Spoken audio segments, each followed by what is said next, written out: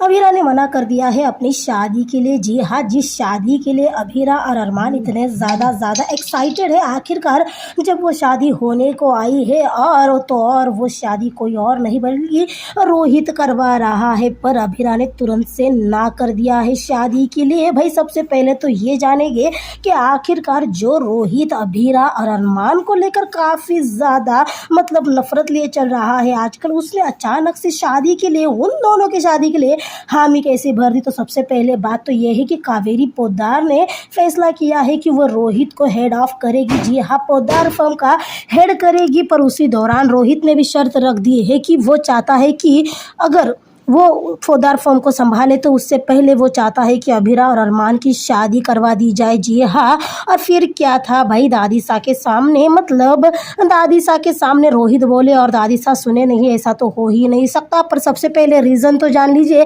कि रोहित ने आखिर ऐसा कहा क्यों है। क्योंकि रोहित का कहना है कि अगर अरमान और अभीरा की शादी हो जाती है तो रूही ढंग से यानी अच्छे से तरीके से वो अपने शादी में मूव ऑन कर सकेगी, रोहित के साथ मूव ऑन कर सकेगी। और इसीलिए वो चाहता है कि अभीरा और अरमान की शादी हो जाए। पर जब अरमान अभीरा से कहता है कि भाई कुछ भी प्रॉब्लम नहीं है, जिस शादी के लिए हम दोनों इतना ज़्यादा इंतज़ार कर रहे थे आखिरकार जब होने जा रही तो तुम मना क्यों कर रही हो। जिस पर अभीरा कहती है कि शादी करना तो मेरा सबसे बड़ा ड्रीम है और वो भी तुमसे करना। पर फिलहाल अगर देखा जाए तो रोहित जो हमारी शादी करवा रहा है वो दादी के मर्जी से नहीं बल्कि दादी को ब्लैकमेल करके करवा रहा है। इस शादी में सिर्फ उनकी रजामंदी है, उनकी खुशी नहीं है। इस शादी से सिर्फ और सिर्फ हम दोनों खुश होंगे, दादी नहीं और ना ही कोई और खुश होगा। और इसी वजह से क्योंकि अभीरा को बार बार याद आती है दादी की बद्दुआ की, दादी ने अभीरा को बद्दुआ दी है कि उसका घर कभी भी नहीं बसेगा। और इसीलिए जिस इंसान ने बद्दुआ दी है उसी से अभीरा